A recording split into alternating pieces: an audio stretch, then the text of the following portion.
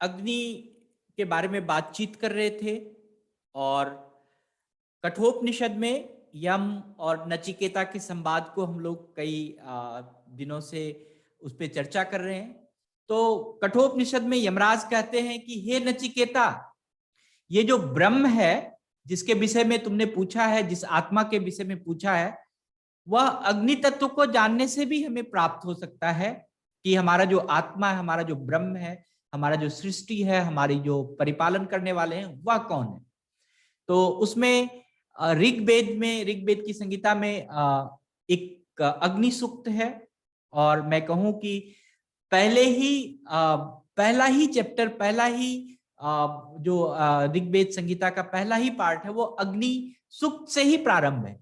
और अग्नि सूक्त में ये कहा गया है कि जो ऋषि हैं इसके मधुछंदा नाम के ऋषि हैं जो अग्नि सूक्त को लिखा है। इसमें कहते हैं कि गायत्री छंद है। मैं यहां पर आपको बताऊं कि गायत्री मंत्र में 24 लेटर्स हैं, 24 उसमें वर्ण हैं। तो इसमें भी इसके 9 श्लोक हैं अग्नि सूक्त में, हर श्लोक में 24 वर्ण हैं। तो इसीलिए इसको गायत्री छंद कहा गया है। और जब हम इस श्लोक के बारे में बातचीत करते हैं, इस श्लोक को जब हम पढ़ते हैं, तो आप अगर ध्यान पूर्वक इस श्लोक को पढ़ेंगे तो आपको अग्नि का आभास होगा, आप अग्नि तत्व को फील कर सकते हैं। इसमें इतनी सारी इतनी शक्ति है, इतनी ऊर्जा है। तो आप जब भी कभी भी आपको लगे कि अग्नि तत्व के बारे में हमें वो करना चाहिए, मैं पसंद करूंगा कि मैं पहले आपको ये पूरा श्लोक सुनाऊं, और हो सकता है कि आज पूरा मैं इसका व्याख्यान नहीं कर पाऊं पूरे 9 श्लोक का, तो अगले आने वाले दिनों में जरूर इसके बारे में पूरा व्याख्यान करेंगे। हर श्लोक का बहुत बड़ा महत्व है, बहुत बड़ी उसकी आस्था है, बहुत बड़ा मीनिंग है। तो और ये कोई भगवान या कोई सनातन उससे हम नहीं ले कि ये हिंदू धर्म है या इस्लाम धर्म है, इससे नहीं ले। अग्नि का जो उपयोग है, अग्नि की जो उपयोगिता है, वो हर व्यक्ति के जीवन में, मैंने कहा था कल कि जब बच्चा जन्म लेता है तो जो हमारा उदर स्थान है, जो माँ का उदर स्थान है, वह अग्नि तत्व है वहां पर। तो हम तो जन्म ही अग्नि तत्व से लिए। हम भोजन करते हैं, जो हमारा पालन पोषण होता है, हमारी प्राण वायु चलती है, बिना भोजन का कुछ नहीं हो सकता। हम जो सांस लेते हैं उन सब में अग्नि तत्व है। हम जो बातचीत कर रहे हैं, हमारा जो बॉडी, आप अपने बॉडी को छू के देखें, इसमें भी टेम्परेचर है, अग्नि तत्व है। आप अपने जहां बैठे हैं वहां भी अग्नि तत्व को, आप गर्माहट को महसूस कर रहे हैं। बिना अग्नि तत्व का आप खाना पका नहीं सकते हैं, खा नहीं सकते। तो अग्नि तत्व तो हमारे मानव जीवन में या जो भी जितने भी जीवात्मा है उसके लिए तो बहुत ही महत्वपूर्ण है। तो हम इस अग्नि सूक्त को सुने और बड़े ध्यान से सुने, जैसे हम ध्यान करते हैं वैसे सुने, और तब इसका महत्व समझने की कोशिश करें।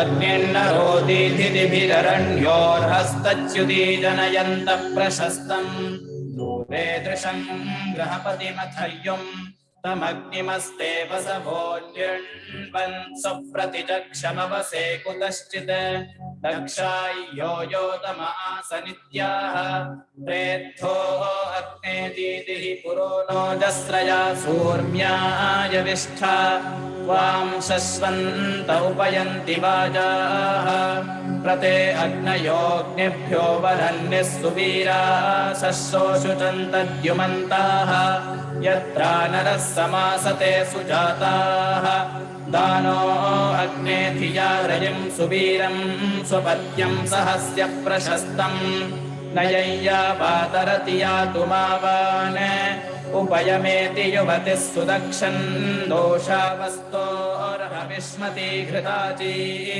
उपस्वैनमरमतिर्वसूयुः विश्वा अग्ने पदहारा दीर्घेभिस्तपोभिरतहोजरूथम् प्रणिस्वरं चातयस्वामीवाम् आयस्ते अग्न इथते अनीकं वसिष्ठ शुक्रदीदिवः पावका उतो न एविस्तवथैरिहस्याः दियेते अग्ने भेजिरे अनीकं वर्ता नरः पित्र्यासः पुरुत्रा कुतो न एभिः सुमना इह स्याः इमे नरो वृत्रहत्येषु शूरा विश्वा अदेवीरभिसन्तु मायाः ये मे धियं पनयन्तः प्रशस्ताम् मा शूने अग्ने निषदाम नृणां मा शेषसो वीरता परित्वा प्रजापतिषु दुर्या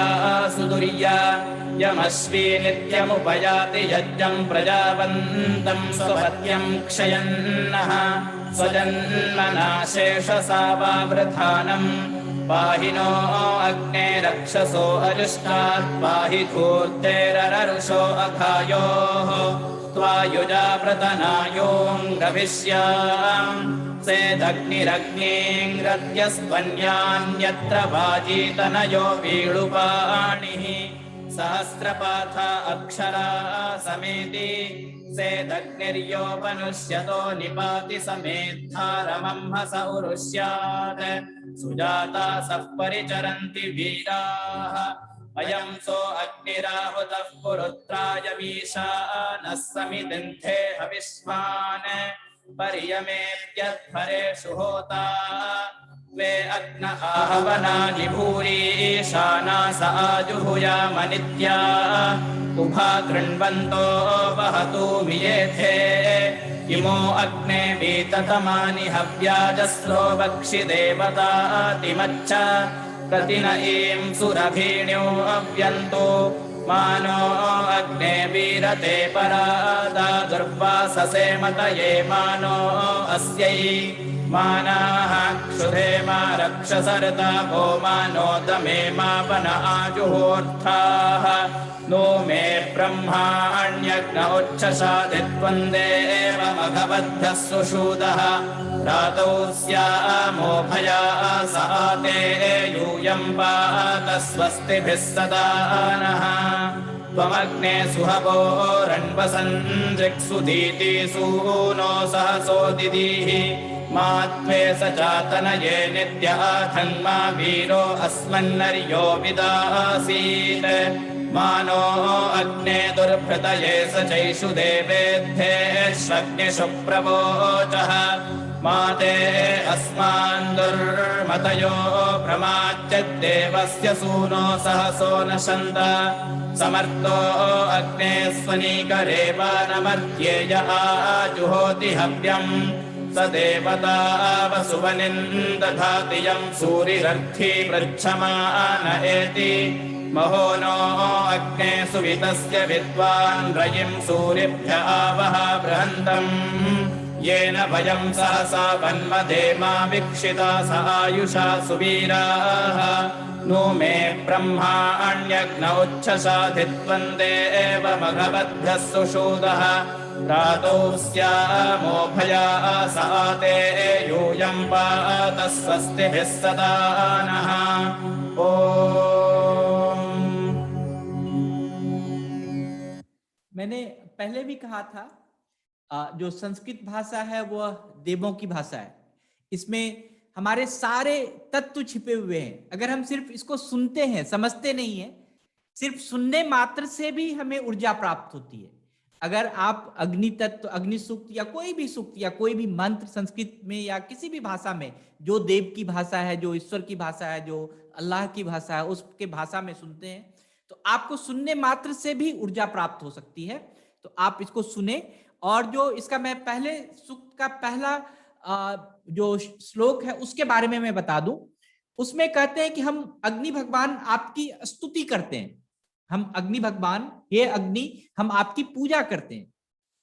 तो हम किसको मान के पूजा करते हैं, किस लिए पूजा करते हैं, ये इसका बहुत ही सार छिपा हुआ है। क्यों हम आपकी पूजा करते हैं? तो यज्ञ में या कोई भी काम में या हमारे जीवन में एक जो पुरोहित होता है, पुरोहित चाहे आप उसको गुरु मान लीजिए, चाहे आप अपने शिक्षक को मान लीजिए, चाहे आप अपने मौलवी साहब को मान लीजिए, हम उसके पास जाते हैं। और फिर क्यों जाते हैं? हम ये जानते हैं कि उनको जो भी चीज, जिस चीज के बारे में मैं उनके पास जा रहा हूं, जिस विषय के बारे में मैं उनसे कोई बातचीत समझने जा रहा हूं या जो भी चीज करने जा रहा हूं, उनका उनके पास ज्ञान होगा। वह जो करेंगे उसका पूरा अनुमान उनके पास पहले होगा कि उसका फल क्या होने वाला। तो जो पुरोहित या पंडित या मौलवी साहब या जो भी है, हम उसके पास इसीलिए जाते हैं कि जो वो बताएंगे उसका जो रिजल्ट है उनके पास पता है। तो यहां पर अग्नि को पुरोहित कहा गया है कि यज्ञ का श्रेष्ठतम प्राथमिक कर्म करने वाला जो पुरोहित है, जो उस काम को आगे बढ़ाने वाला वह है। और इसमें देवता जो कहा गया है, देवता का मतलब क्या होता है? अग्नि को देवता भी कहा गया। पहले तो पुरोहित कहा गया कि आप जो भी चीज कहेंगे, जो भी चीज हमारे जीवन में अग्नि देवता आप बढ़ाएंगे, वह उसका आपको सारा रिजल्ट पता है, आपका पूरा उसको अनुमान पता है कि हमारे अगर ये कार्य होगा अग्नि देवता आपके नाम से तो हमारे जीवन में क्या हो सकता है। फिर उनको कहा गया कि आप अग्नि देवता है। तो देवता का अर्थ क्या होता है? जो अनुदान देने वाला होता है, जो आपको कृपा देने वाला होता है, जो आप पे दया करने वाला होता है। तो पहला सूक्त में पुरोहित माना गया, देवता माना गया कि आप ही सब चीज हैं। इस सूक्त में एक और चीज माना गया है, ऋत्विज। ऋत्विज का अर्थ है कि समय अनुकूल जो यज्ञ का संपादन कराने वाला हो। आप जो भी कर्म करते हैं, जो भी चीज करते हैं, अगर वह 100 समय नहीं हो, समय के साथ नहीं वो अनुपादन हो, तो उसका रिजल्ट आपका कोई महत्व नहीं रखता है। तो अग्नि देवता की अगर आप पूजा करते हैं और उसको सोच के अगर आप कोई भी यज्ञ करते हैं, कोई भी कार्य करते हैं, तो क्या होता है? वह पुरोहित की तरह होता है, वह देवता की तरह होता है, वह ऋत्विज की तरह होता है कि वह समय पर आपको उसका फल देगा, समय पर वह अनुपादित होगा। और होता भी कहा गया है। होता का मतलब है कि जो देवता का आवाहन करे। अब हमने कहा कि भाई भगवान को हम दिमाग से, मन से आवाहन कर सकते हैं, लेकिन अगर हमारे पास कोई शॉर्टकट रास्ता मिल जाए, कोई साधारण सा रास्ता मिल जाए जिससे कि हम ईश्वर तक बड़े आराम से पहुंच पाए, हम अपने परमात्मा तक बड़े आराम से पहुंच पाए, तो अग्नि देवता जो है, अग्नि को होता इसलिए कहा गया कि अगर हम आपको पूजते हैं, जब अगर हम आपकी स्तुति करते हैं, तो देवता जो आपका ब्रह्म है, जो आपका परमात्मा है, उसका आवाहन बहुत जल्दी हो जाएगा, उसको हम बहुत जल्दी समझ सकते हैं, उसको जल्दी हम पा सकते हैं, वह जल्दी हमारे पास आ सकते हैं। तो याचक को, अगर कोई भी याचक, कोई भी, हम क्या है, हम जीवात्मा जो है, हम बिना किसी एक दूसरे के याचना से नहीं जीवित है, हम एक दूसरे पे निर्भर है। तो हम सभी याचक हैं यहाँ पर। तो हम अग्नि देवता से एक याचक के रूप में मांगने के लिए कुछ भी मांग सकते हैं कि हमारे जो भी कर्म होते हैं, जो भी यज्ञ स्वरूप हम काम करते हैं, उसका जो फल है वह अगर आप हमें दीजिए, उससे विभूषित कीजिए, उससे हमें परिपूर्ण कीजिए। तो अग्नि देवता में वह शक्ति है कि वह आपको वो चीज पूरा करके दे सकते हैं। तो ये पहला जो अग्नि सूक्त का पहला श्लोक था कि हम अग्नि देवता को पुरोहित की तरह मानते हैं। अग्नि देवता को पुरोहित की तरह मानते हैं कि मतलब जो भी चीज आप बताएंगे उसका आंसर, उसका जो रिजल्ट है, उसका जो भी उसका फल है वह आपको प्राप्त है, पता है। और अग्नि देवता को हम देवता की तरह मानते हैं कि आप हमें अनुदान देंगे, आप हमें सहायता करेंगे। हम ऋत्विज की तरह मानते हैं कि जो भी हम कर्म करेंगे, जो भी चीज हम करेंगे, अग्नि देवता आपके स्तुति से वह समय पर उसका जो है संपादन होगा। फिर हम अग्नि देवता को होता मानते हैं कि आपके थ्रू हम किसी भी देवता तक, आपके थ्रू हम अपने परमात्मा तक बड़े आराम से पहुंच सकते हैं। और हम एक याचक के रूप में आपसे आराधना करते हैं कि आप हमें हर चीज से परिपूर्ण कीजिए। तो पहला श्लोक का ये मीनिंग था। और आने वाले समय में हम आपको पूरे जो इसके 9 श्लोक हैं उसमें बहुत ही रहस्य छिपा हुआ है, उस रहस्य को हम लोग जरूर बातचीत करेंगे, हर श्लोक के हर रहस्य के बारे में बातचीत करेंगे। तो आज तो हम इतना ही करते हैं। सो थैंक यू जी सर। सर नमस्कार।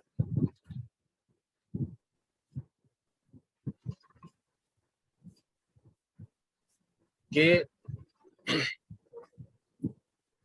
जब हम 5 तत्वों की बात करते हैं तो उनमें से सागर, जिसको हम जल तत्व कहते हैं, उनको क्या सीख मिलती है? कि सागर कभी अपनी सीमाएं नहीं लांघता है, शांत रहता है। तो सागर से हमको मिलता है कि हमें कैसे शांत रहना चाहिए, कैसे अपनी सीमाओं को लांघना नहीं चाहिए। दूसरा, हवा, वायु तत्व जो है वो हमको सिखाता है कि समय के साथ बदलना चाहिए। हवा के रुख के विपरीत आप जाएंगे तो बहुत कठिनाइयां होंगी, इसलिए हवा के साथ साथ हमको चलना चाहिए, समय के साथ हमको बदलना चाहिए। जिस प्रकार आजकल ये कोविड-19 एपिडेमिक फैला हुआ है, तो हम लोग इस तरह से मुलाकात कर रहे हैं, तो ये क्या है, ये एक बदलाव है जो हमको हवाओं से सीखना चाहिए। अनल तपना सिखाती है। अनल मतलब अग्नि। अग्नि जो है वो हमको तपना सिखाती है। तपना से मतलब कि कहते हैं ना कि लोहा के जितना जो तपता है उतना ही कुंदन बनता है। कि चाहे वो सोना हो, चाहे लोहा हो, चाहे मनुष्य हो, जब तक वो तपेगा नहीं तब तक वो कुंदन नहीं बनेगा। सोने को बिना तपाए और बिना पीटे हम उसका जेवर नहीं बना सकते हैं। इसी प्रकार से आदमी जितना कर्म करेगा, जितने अच्छे कर्म करेगा, उतना वो अच्छा बनता जाएगा और गगन विस्तार देता है। आकाश जो है, आप देखिए, आपको छोर नजर ही नहीं आता है, तो हमको गगन की तरह से अपना विस्तार करना है। और धरा हमें सिखाती है कि दर्द कैसे सीखना। पृथ्वी जो है वो हमको सिखाती है कि दर्द हमको किस प्रकार से सीखना है। तो ये शरीर जो है 5 तत्वों से बना है, पृथ्वी, जल, अग्नि, वायु और आकाश। आपके जीवन की गुणवत्ता जो है, आपके जीवन में क्या हो, कैसा चल रहा है, क्या हो रहा है, वो इस पर निर्भर करता है कि ये 5 तत्व आपके भीतर कितने शानदार है। आप इन तत्वों को अपने भीतर किस प्रकार से शांत बना सकते हैं कि आप कितने शांत स्वभाव के हैं। दूसरा आपको कुछ गलत कहता है तो आप उसका प्रत्युत्तर शांति के साथ देते हैं, या उसको सुनकर के अपने में जल्द कर लेते हैं, छोड़ देते हैं। क्यों? क्योंकि अगर आप भला करते हैं तो आपको लाभ होता है। क्यों? क्योंकि भला का उल्टा लाभ है। भला लिख करके इसका विपरीत, इसको आप ला को पहले ले आइए और भय को बाद में ले आइए, तो भला का जो क्या कहते हैं विपरीत है वो लाभ है। तो आप जितनी दया करेंगे उतना आपको लाभ प्राप्त होगा। नंबर दूसरा, दूसरों पर दया करो। जितनी आप दया करेंगे लोग बाग उसको आपको उतना याद करेंगे। क्यों? क्योंकि दया का विपरीत देखेंगे तो वो भी याद है। तो इसलिए मनुष्य जो है वो विचारों से निर्मित प्राणी है। मानव जो है वो विचारों से निर्मित प्राणी है। मनुष्य के द्वारा किए जाने वाले हर कार्य में किसी न किसी विचार की प्रतिक्रिया होती है। आप जो भी काम करते हैं वो उसकी कोई ना कोई प्रतिक्रिया होती है, और विचारों से ही हमारा व्यवहार बनता है। हमारे विचार कैसे हैं उन्हों से ही हमारा विचार बनता है, और चरित्र का निर्माण होता है। हमारे व्यवहार से हमारे चरित्र का निर्माण होता है, और चरित्र से ही मनुष्य की पहचान होती है। आप किसी भी व्यक्ति को उसके चरित्र से जानते हैं, उसको याद रखते हैं। तो इसलिए आप जब कभी भी आपके मन में ऐसा विचार आए कि हम कुछ नहीं कर सकते, नहीं, एक काम कर सकते हैं, वो है प्रयास। तो आप प्रयास करते रहिए और अपने जीवन में के जो 5 तत्व हैं उनको सक्रिय रखिए और प्रयास करते रहिए। नमस्कार जी, नमस्कार। कोई धन्यवाद हो किसी के लिए, कोई धन्यवाद देना चाहता हो कुछ भी, तो आप माइक अनम्यूट कर सकते हैं और धन्यवाद दे। Sir thank you sir. किसी को कोई धन्यवाद? Thank you sir. आप सभी को धन्यवाद। Thank you. आज का धन्यवाद जो है गुप्ता सर को है मेरी तरफ से, कि बहुत अच्छे से, बहुत थैंक यू। बहुत ही साधारण शब्दों में बहुत ही गूढ़ बात बताते हैं सर। आपका बहुत बहुत नमन है, आपका बहुत बहुत धन्यवाद है। Thank you sir, thank you sir. का ज्ञान अर्जन करवाते हैं। किसी के पास कोई प्रश्न है तो आप पूछ सकते हैं। कोई भी किसी के पास कोई प्रश्न है, कोई कुछ पूछना चाहता हो?